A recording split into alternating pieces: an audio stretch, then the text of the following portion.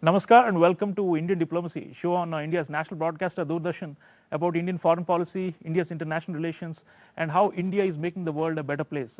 Viewers, this is a special episode under the series of Bharat Reloaded, a commemoration being done by Doordarshan on completion of 12 years of Prime Minister Narendra Modi's momentous rule.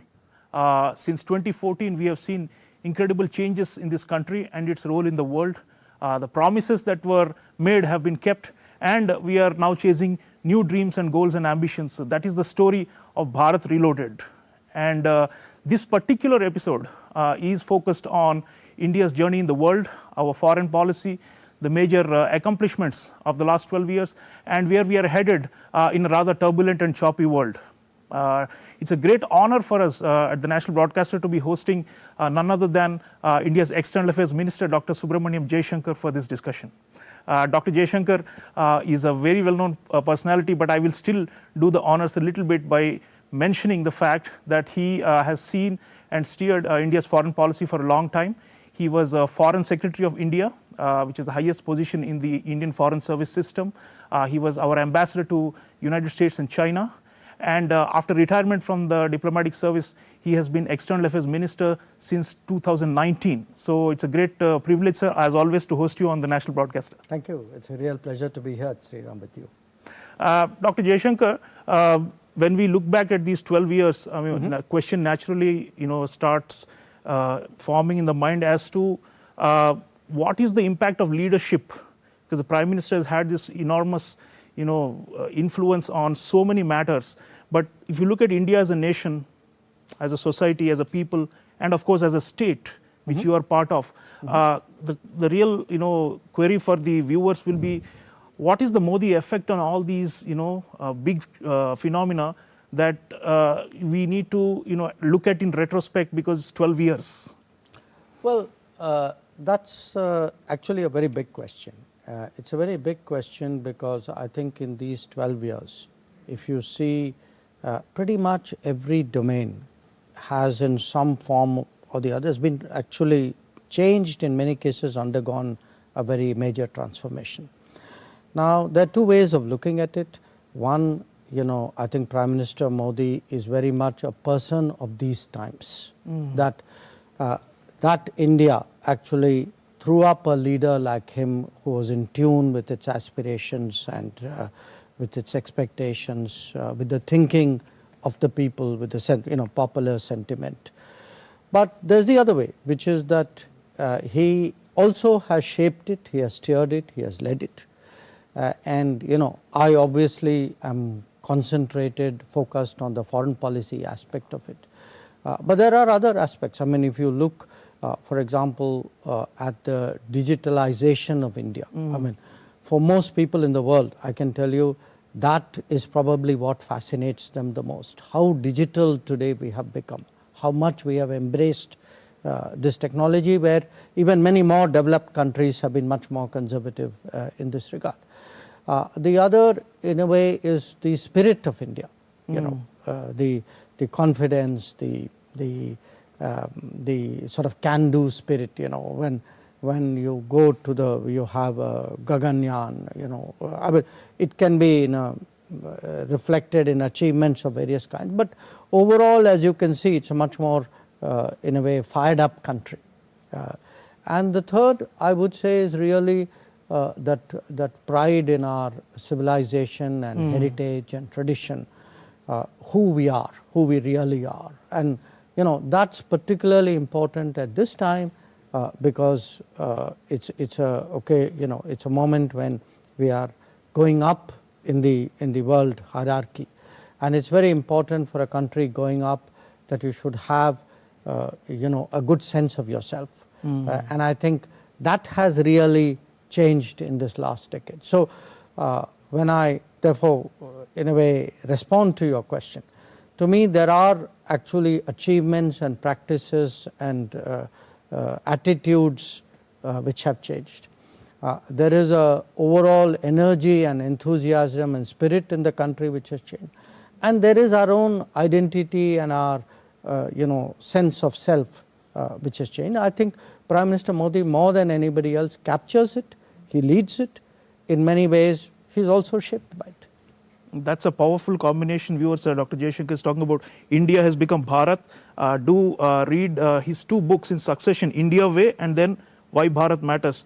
This is especially true with regard to the point about India's identity and how it's necessary for its rise.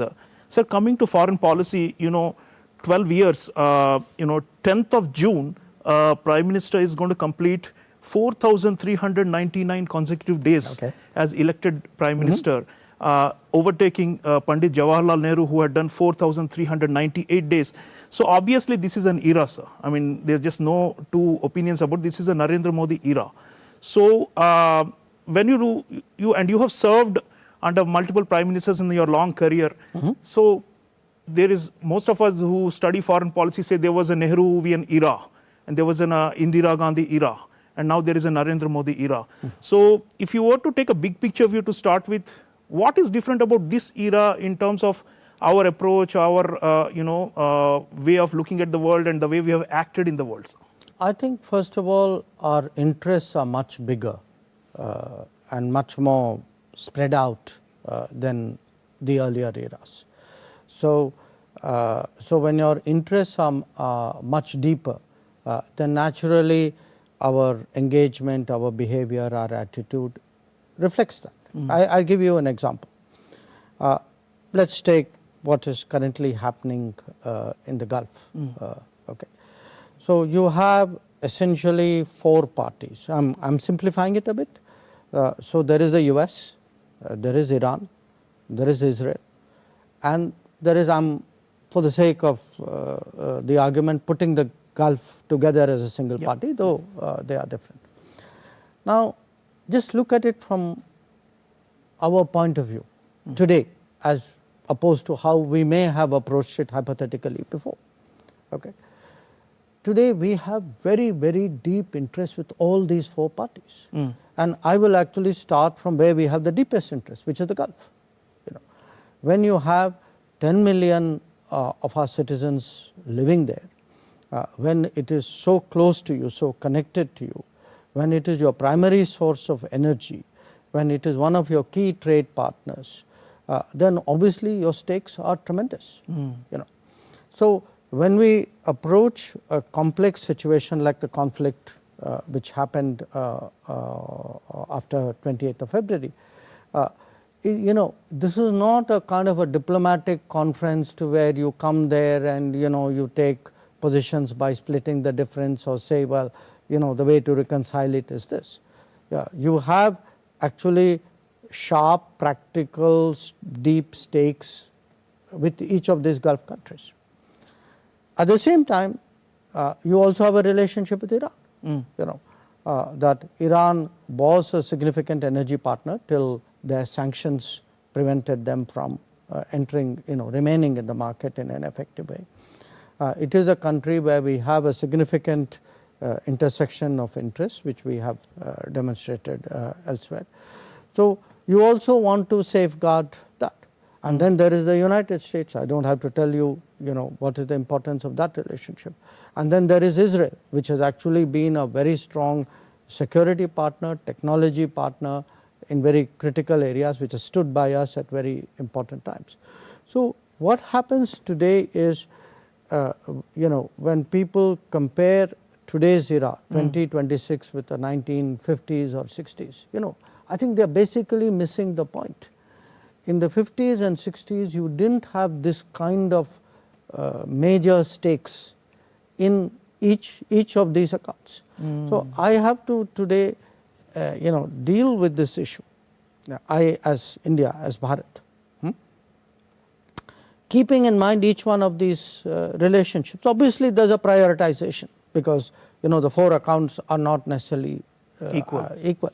So what has happened is, now I can give you a very similar analogy for Ukraine. You have Russia, time tested partner, etc. But we also had a relationship with Ukraine. And then there is Europe, which is heavily invested in Ukraine. And then there is the United States, which at one point was pretty much identical with Europe, but that is no longer so. So when you have these situations where you have multiple parties, or even if there are two parties, but you have stakes in both, or stakes in 3 or 4 or whatever it is, how to navigate this, how to get the best for yourself and for the world in this, that is a very different situation. Now, there will be countries where the stakes are less, there will be countries, for example, for whom whether Straits of Hormuz is open or not does not matter, or whether somebody charges for it or not is irrelevant. There will be countries who may be agnostic about nuclear proliferation. There would be countries who may not, with these 4 parties, have relationship with all of them. May have, in fact, we are one of the few, by the way, who have good relations with all 4. Yeah. All 4 are strategic partners. Yeah. So, I would say today the difference is that the times have changed, India's interests have changed, so India's approach has changed. Second, India's capabilities have changed. So, in many ways the world looks to us for many things, if there is a natural disaster in this whole region, people look to India as a first responder. If there is even a big economic crisis of the kind which happened in Sri Lanka, a neighbor says, look, I am in very deep economic distress, IMF is not responding fast enough, so you are my neighbor, stand by me. So, I would say I would say in terms of capability, a very good example was COVID, where large parts of the global south basically told us, saying, look, left to the way things are, we will never get our vaccines, or we will get it so late that it will be disastrous. So, please, you are a big vaccine producer, please step forward. So I would say, our interests have changed, our capabilities have changed, and in many ways, because going back to your first question, about leadership, I think our clarity has changed. That today we look at the world, we have a very clear sense, neighbors are our first priority. That is why we have neighborhood first. Then we go beyond the neighborhood into the maritime domain. So, we have Sagar, Mahasagar policy. So, we have prioritized many of these accounts, Mauritius, Seychelles, Sri Lanka, Maldives, which were not there before. If you look at then beyond the extended neighborhood, the Gulf, ASEAN, Central Asia, and we have at the highest level actually engaged all the major players, trying to get an optimum positioning and making sure that Bharat's interests are always, that is the lens through which we approach. We believe that the good of the world and the good of India are not contradictory. I do not have to be selfish, I know how to reconcile it. So, I would say that is the real change of era, which is I am going in there now with capabilities, I am going in there with interest. That was not the case before. You already mentioned the disruptions in the due to the Iran war, and last year PM's third term actually has been very challenging on that account because of all the escalating armed conflicts and the disruptions to supply chains, threats to our energy security, especially food, fertilizer, our farmers' interests, all those were at stake. Now, how has Modi government approached these very, very turbulent times, and what has essentially, you already mentioned the sense of national interest, but it will be helpful for our viewers if you talk a little bit about our tactics and strategies in handling these crises, because of course you said we have friendships with all major players and we have delicately done the balancing act, but beyond that, how have we ensured the tankers have come through the choke points? How have we ensured the the fuel at the pump remains at reasonably priced, and how have we done this kind of a Goldilocks approach where we have managed to not antagonize any side? I mean, this I think is more than a tightrope. I think many people see it as a miracle. So how did we do this, sir, and what is the core approach or method we used? Look, before we get there, I want to make a relevant point, but a slightly different point. You know, if I had told someone 15 years ago that my diplomacy at some point would be focused on ensuring fertilizers, they'd be wondering, what am I talking about? Or if I told them, you know, I'll have to, you know, do everything I can, strain every muscle, put in every effort to look after my pharmaceutical industry. Okay. I think a generation ago, people wouldn't have understood it. And what has changed, before I come to your point, how do you navigate these choppy waters?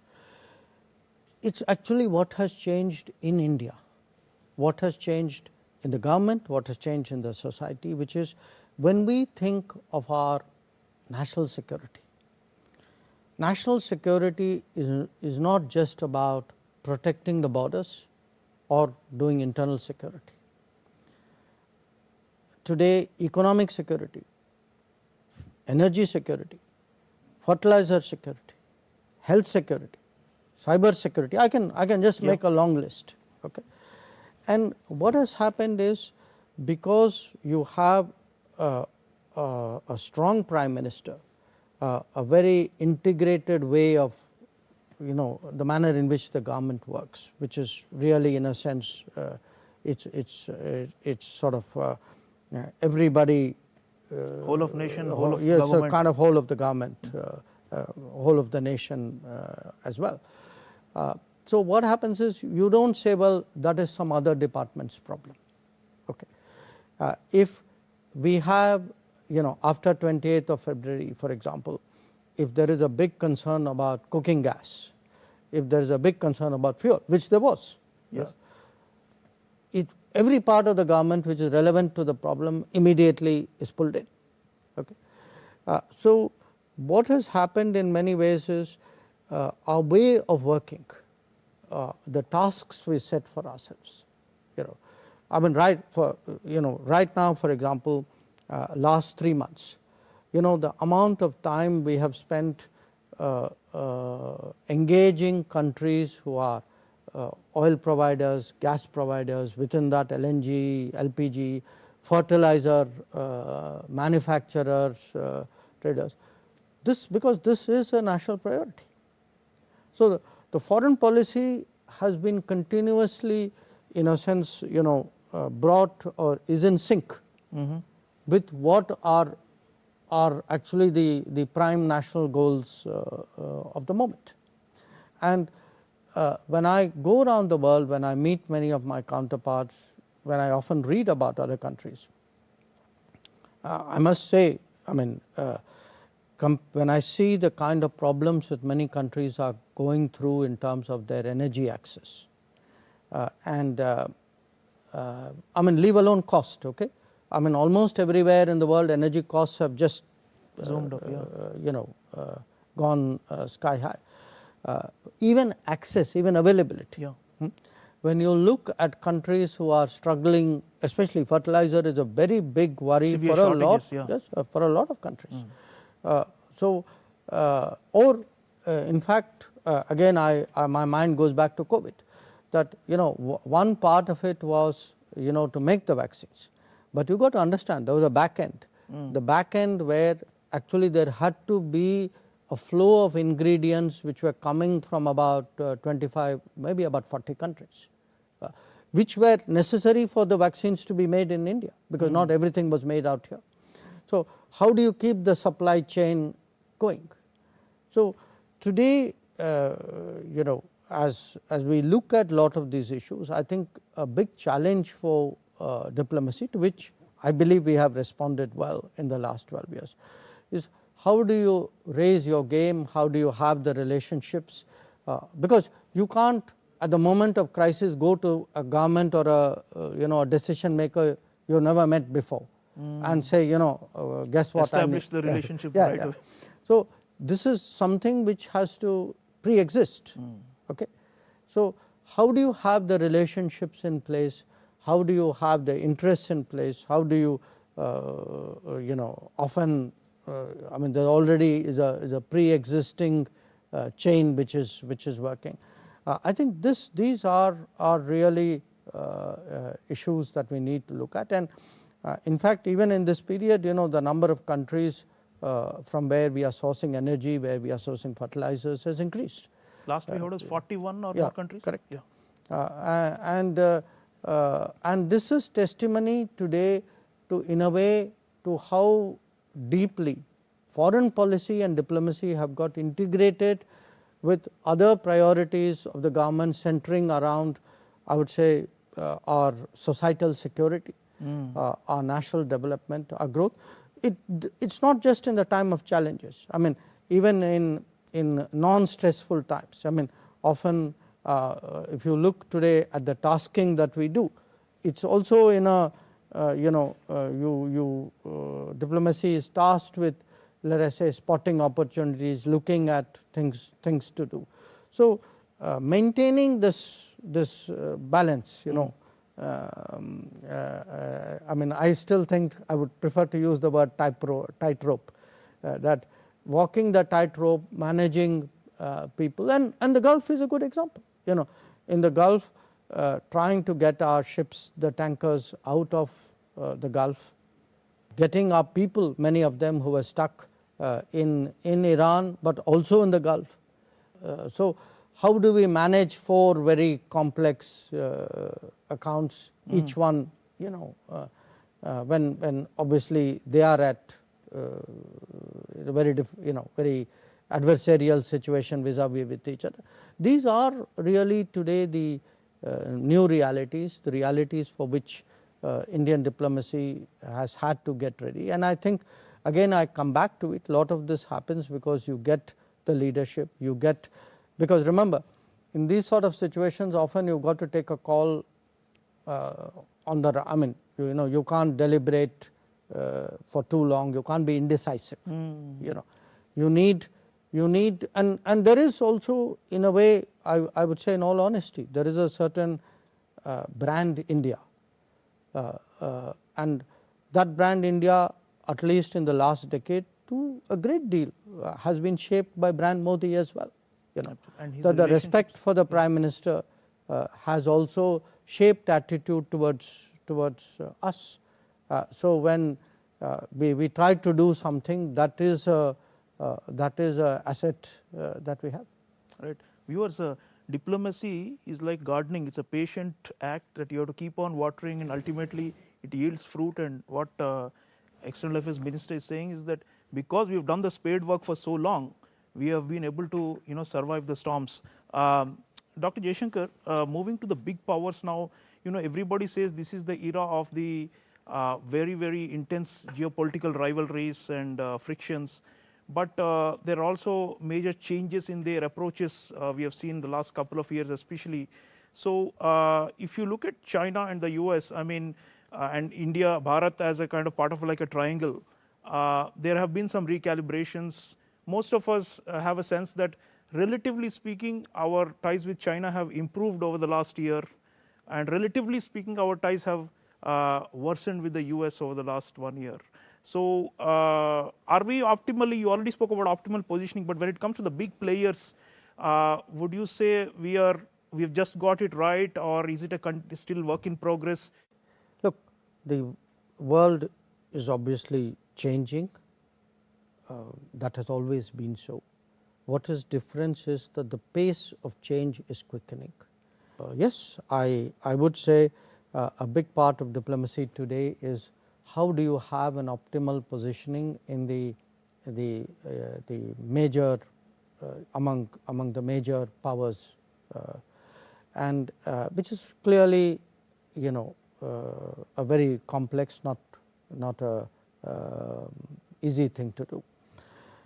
Now again, as I said, even in a regional situation, all relationships are not the same. It's not a question of, oh, I will take a position somewhere in the middle between the two, because between the two your level of your quality of a relationship may be very different. One say one may be closer to you, one you may have more problems with bilaterally, one you may not, and sometimes it's not 2, it is 3 or 4 or 5. Okay. So, this search for the best positioning is always work in progress, because the world is changing, they are changing, you are changing. So, there is never a, I mean, I can never say, oh, we have arrived, or this is the perfect position. But I think in the last decade we have striven very hard to get to what can be the best possible positioning. Now, in this, some relationships have been more stable, some less so. You raised in particular two relationships, one US and China, but I think if one has to have really a considered answer, you have to also take into account Russia, Europe, to some extent Japan, other power centers, yeah, other powers, because it is not just these two. I think in the you have to look at maybe 5, 6, 7 powers right at the top. In the case of the United States, I mean, clearly after President Trump was elected, especially in the second term, the US is changed its terms of engagement with the world in a variety of ways. We are not affected by many of them directly, because we are not a member of NATO, of a military alliance with the United States. So, countries in Europe or some other allies probably feel the change much more than we do. But there would be aspects where everybody is affected.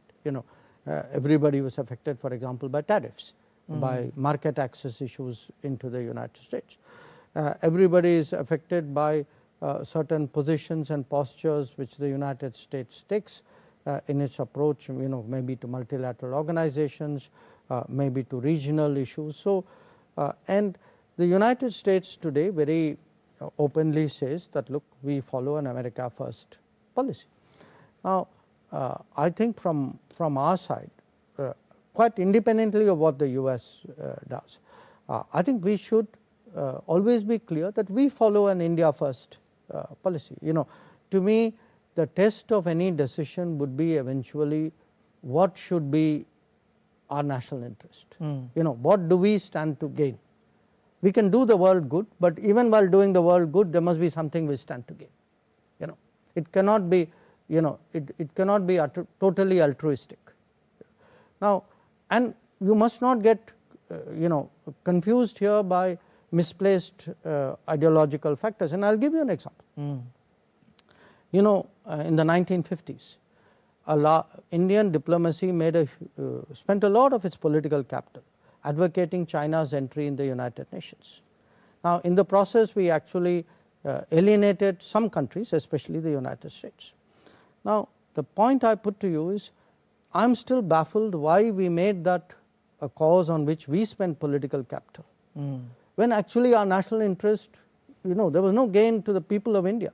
They were not advocating for us to get any seat. So I mentioned that to you because when we get into is there clarity today versus how was it before, I think today the leadership has clarity. I think the country has clarity. We have much sharper defined sense of national interest. Again I put it to you, we are not saying it's about me and me only. We think doing what is best for India, Bharat, and what is doing good for the world are eminently reconcilable.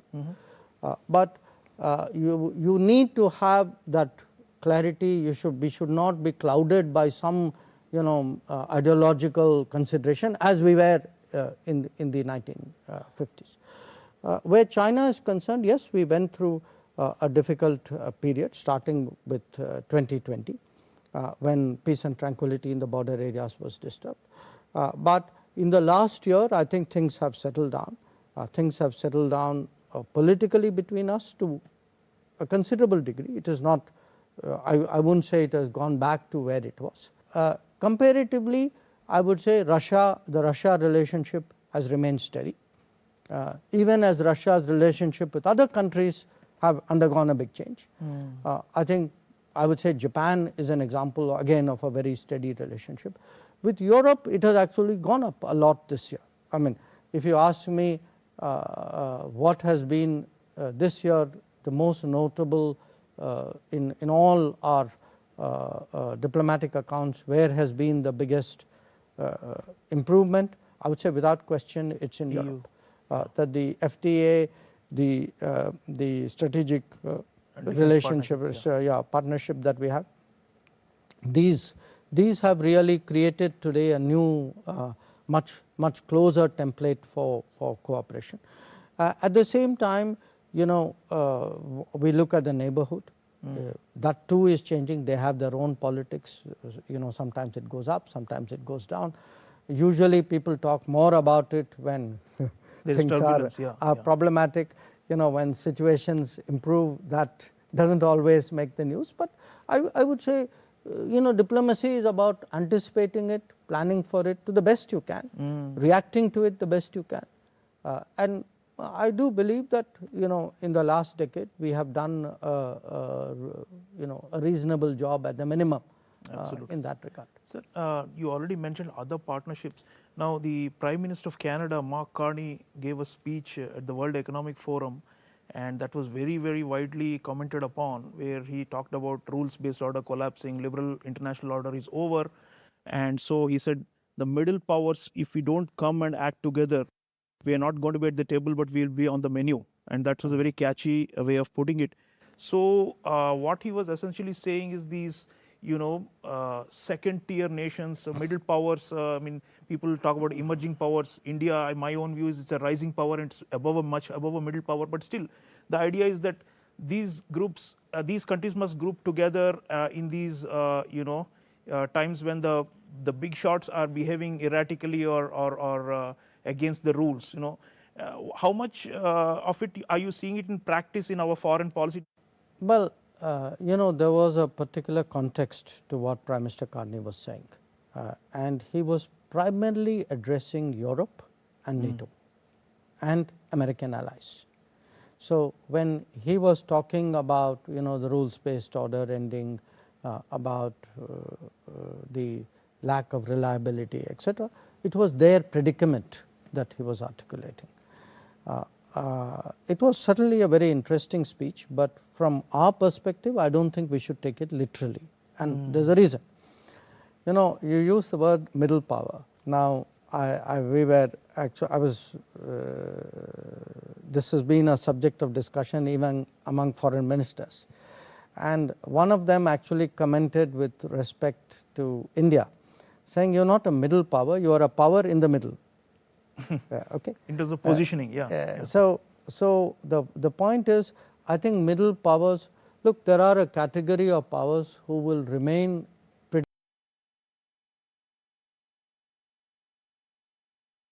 structurally, they won't fall below this, they won't rise above that. I don't think we are in that category. We are a nation which is destined to go much higher in the international hierarchy.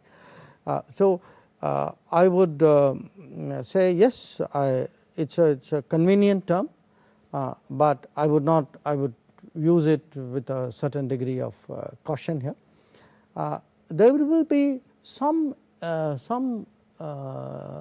I would say affinity of interests, some coming together between many such countries, because remember, many of these countries, particularly the Western countries, they had actually entirely put their security sort of calculations in the American basket, and today they are revisiting that. So they are today much more open. A lot of things that we used to say, I think today make much greater sense to them. Multi-alignment is now universally accepted. Yes. So what has happened is, strategic autonomy. So when now a country like India, look, we never, we've always plugged an independent line.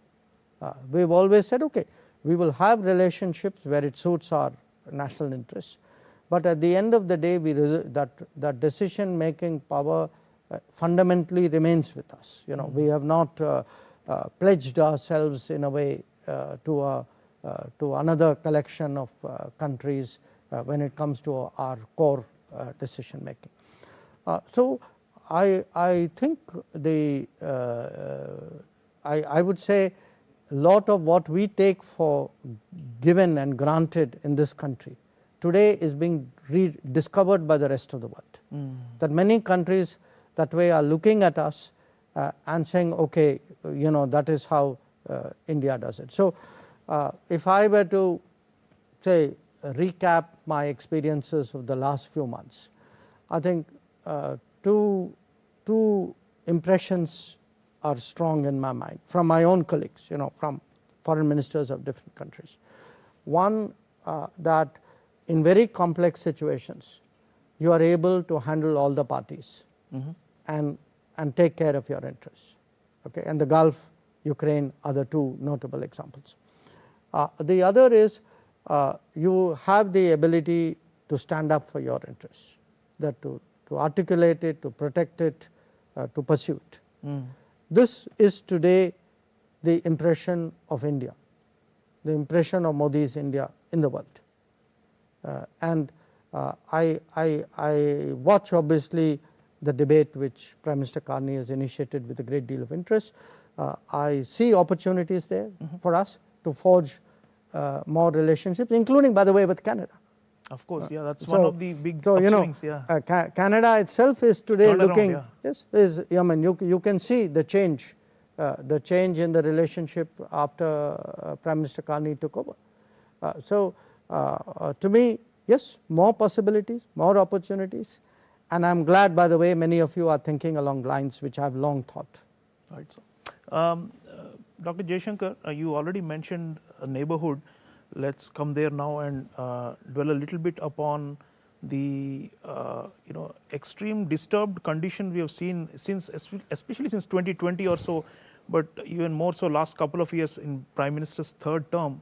There have been so many regime collapses and changes, and new political forces and players have come to the fore, and so the one side of the argument is that India has done the right thing, exercised strategic restraint, and has not interfered in whatever is happening and let the things play out and settle, especially with Bangladesh, for example. That's the argument. On the other hand, there are some who are saying we should have been much more interventionist and should have done more to secure our interests when the trends in South Asia were going against our interests. So how would you put the internal debate, and how have we come out with an approach to neighborhood? We have neighborhood first, but what if the neighborhood itself is in flames, and should we go out with a firefighting hose in hand, or should we simply say it's their matter and they settle it and India will be there to help with their long-term development? I mean, could you just play out this argument and how we have approached neighborhoods, especially when they are undergoing so much turmoil? Well, look, our neighborhood, each one of our neighborhood countries also has their own politics. Okay, it cannot be a foreign policy goal that your neighbor's politics is constantly and continuously and perpetually aligned with yours. They will have their ups and downs. Okay, but it is definitely strategic sense to plan for the possibility that there would be gaps, there would be lack of alignment or convergence, call it whatever you would. So, what is neighborhood first about? Neighborhood first is to invest resources and energy in our neighboring relationships, so that even when they have the ups and downs in the relationship, that argument that look, India is important, that relationship is important, we need to keep that in mind, that argument is strong enough to always be a significant factor, ideally a determining factor. Now, this is it looks very obvious when I say it, but look at the record, that was not the case. I mean, if you look through the 70s and 80s and 90s, I mean, in many cases, I mean, many people who today are giving advice about how to manage the neighborhood, look at the record of the past in many cases which are associated with them. You had, I mean, you spoke about Bangladesh. I mean, bear in mind that Bangladesh actually at one point of time was harboring separatists and terrorists of various kinds, and was in a sense contributing to the instability of the entire northeast. Okay. Now, the fact is that got sorted out, and that got sorted out partly by creating the inducements to have a good relationship with India. I mean, we are looking at Sri Lanka. Take today's Sri Lanka, where India has an acceptance with every community in Sri Lanka, and compare it to the IPKF era. So, even I mean, look at Nepal, that instead of having a sentiment which somewhere sort of had a vested interest in positing India as a adversary or as a in less Big than brother, favorable yeah, terms. they used to say, Today you actually have had a visit recently by the RSP chairman Rabi Lamichhane, and you saw how that went. So, my point to you is there will be ups and downs, but that is in the nature of politics. Diplomacy is not about freezing advantageous situations and saying that will stay there forever. Diplomacy is about planning for those ups and downs and putting in place structures and relationships which do. Now, how does that work in real life? It works in real life because finally, I mean, just look at the last few months. Our neighbors turned to us saying, please assure us you will keep the electricity supply going. Now, if you did not even have an electricity supply, what assurance are you going to give them? Okay. Your neighbors are assured that you are keeping not only power going through the grids, but also diesel and petrol going through the pipelines. If you did not have that pipeline, now when did this pipeline come? When did those power grids come? They have all come in the last decade. Okay. You go to Sri Lanka. I mean, today I have lived in Sri Lanka. Okay. Today the popular perception of India, whether it was the economic crisis or what happened when cyclone Detwa hit them. I mean, we were there in that same day in Nepal. I mean, people remember that when the cyclone, when the earthquake hit them, we were there the first day. So, if you are there for your neighbors, you are there for your neighbors when COVID hits them, when they have a fertilizer crisis, when they have a power crisis, when they are short of fuel, many of them sometimes have food issues, whatever it is. That sense that look, a growing India, a rising India is to your advantage, that good relations with India are to your advantage. I think that is how, that is very, very critical, and where there are problems, you have to wait it out. It is not a question of strategic restraint, but diplomacy is not an impatient business, it is not a knee jerk response to what happens. Foreign policy has a certain calculation, it has a certain, it needs preparation, it has a timeline, that is how it works. But we were always confident that look, even in Bangladesh it will settle down. It will settle down when the democratic process throws up voices of responsibility. And there has been a change of government in Sri Lanka as well. I mean, if you look, I mean, exactly the point you were making, you had very sharp changes in the regimes out there.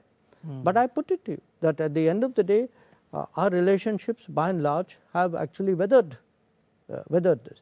Now, there is the other side, which is we have one other neighbor, Pakistan, and there the response is very, this does not apply, because when somebody practices cross border terrorism as the central feature of the policy towards us, that you have to also ensure there are consequences, that it is not something which will be cost free.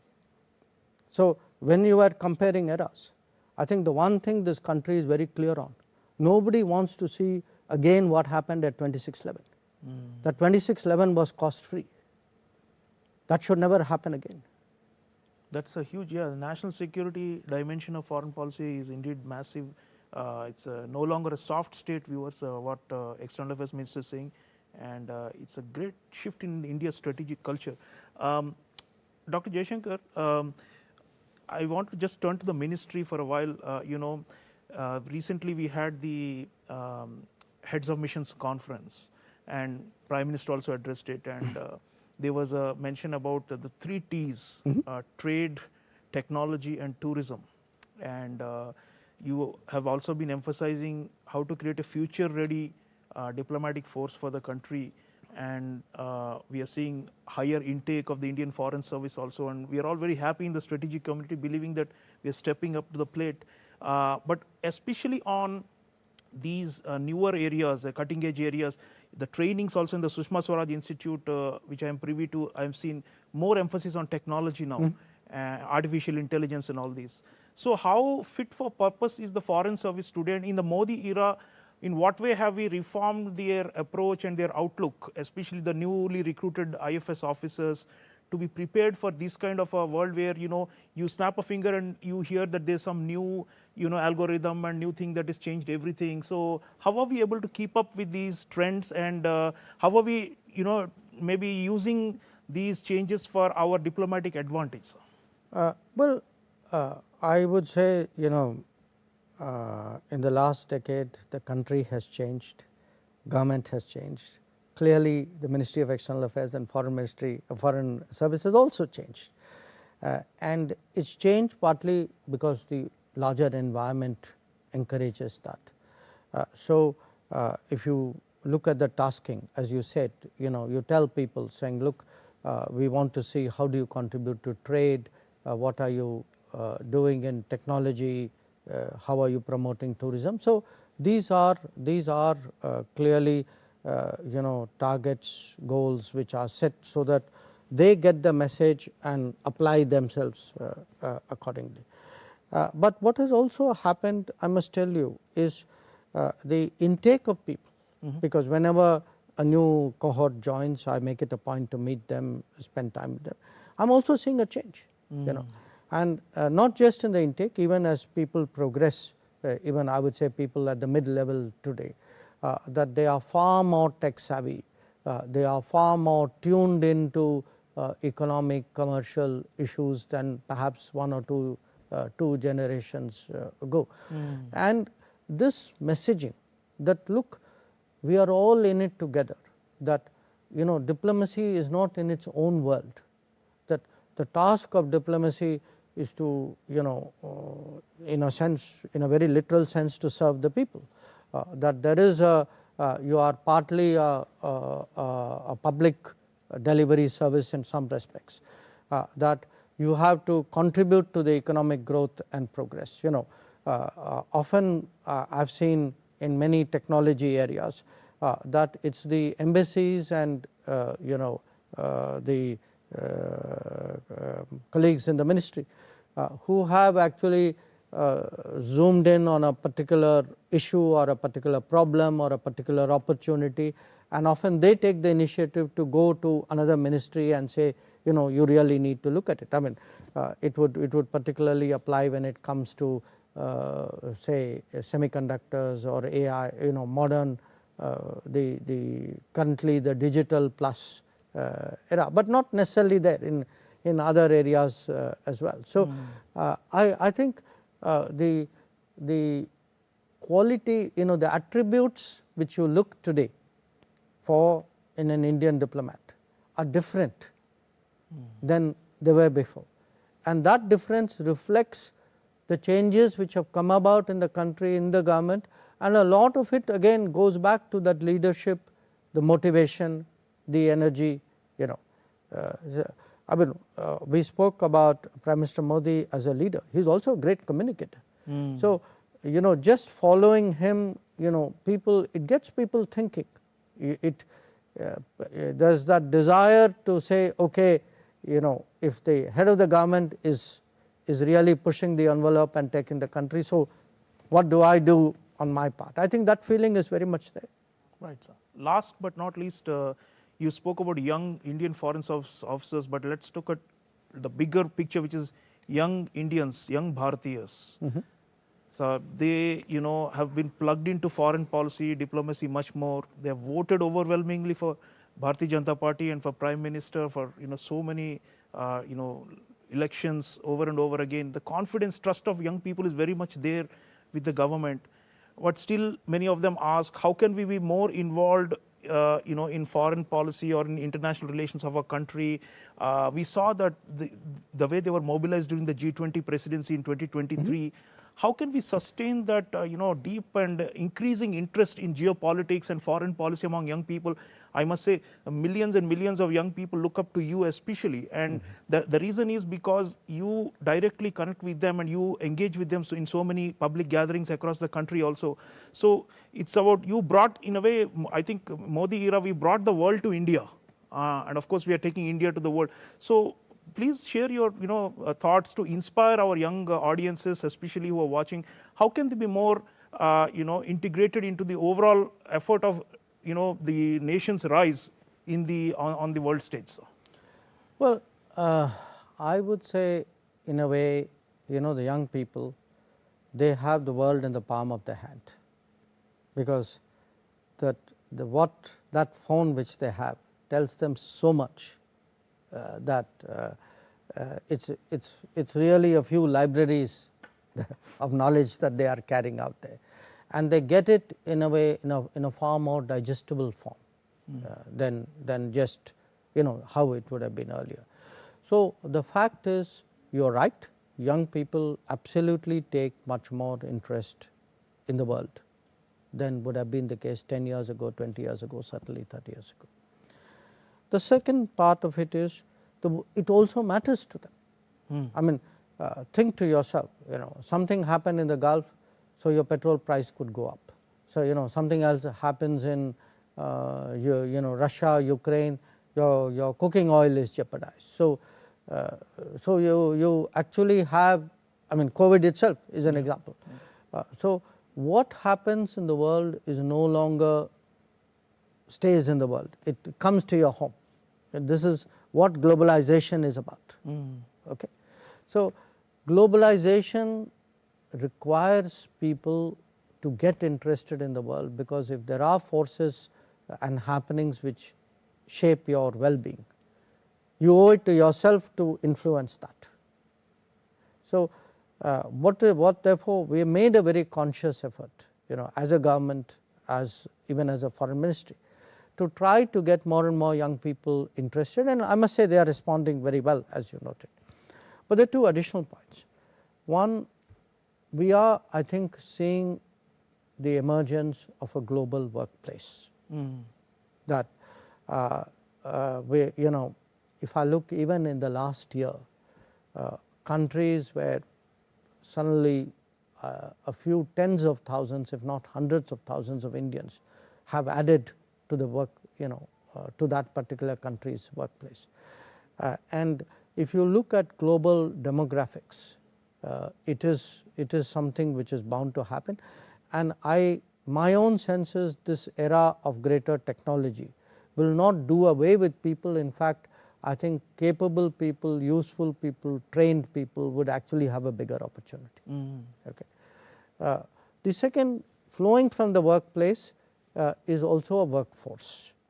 That if you are an employer, let us say in Germany, or you are an employer, give me Japan, Korea, and you want to add to your workforce, where is that additional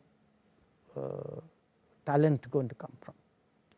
Now, it doesn't. Now, I know there are a lot of other complex issues, sometimes politics, societal reactions, etc. We have seen some of that, including in the US, even in Europe to some degree. Often the work can travel, person does not always have to travel now. So I would say it is important today young people take more interest. I am happy to see them taking more interest, because the world is an opportunity. The world is an opportunity, the world thinks well of India. We are today, we have a brand today. When I go out, we are a country which is welcomed. And I think there we have today created a pathway for young people to utilize, maybe abroad, but equally at home. I see as you say, we are getting ready for the world, but the world is also getting ready for us, and I predict a much bigger global presence in India economically and in terms of the workplace. Which will create so many more opportunities for our burgeoning youth demographic viewers. Fascinating conversation with Dr. Subramaniam Jaishankar, India's External Affairs Minister. For me, the main takeaway is the way he explained the nuances of what is diplomacy all about, what is the art of foreign policy, and how in the 12 years of the Narendra Modi government, we have tried to maximize the advantages and the gains for India's core national interests. It is India first foreign policy end of the day, as Honorable Minister told us, and people of India will continue to support this movement because they sense this upward rise that Dr. Jaishankar was talking about, and they feel they are part of this elevating phenomenon, and they feel their stature, their interest, and of course the opportunities, concrete economic opportunities for our people are also growing as a result of the foreign policy. We want to thank Honorable Minister for giving us time as always. And sir, as always, I'll end by simply saying, Bharat has been reloaded, and we believe Prime Minister, yourself, you've played very important roles in this, and this is the era of transformative change, and people are going to continue to support your endeavors as you navigate the ship of the state through difficult times in the world. Thank you, sir. Thank you. Great pleasure. Viewers, that's all in this special episode of Indian Diplomacy under the series of Bharat Reloaded. Do think about what Dr. Jaishankar told you. There's so many pieces of wisdom there, and do replay and keep watching this show, because I think it will be essential learning going forward. If you got this keen interest in international affairs, this show I think is going to be a benchmark. Thank you for watching. Let's keep thinking about the world and supporting India, Bharat, as it rises further in the Narendra Modi era. Thank you for watching. Take care.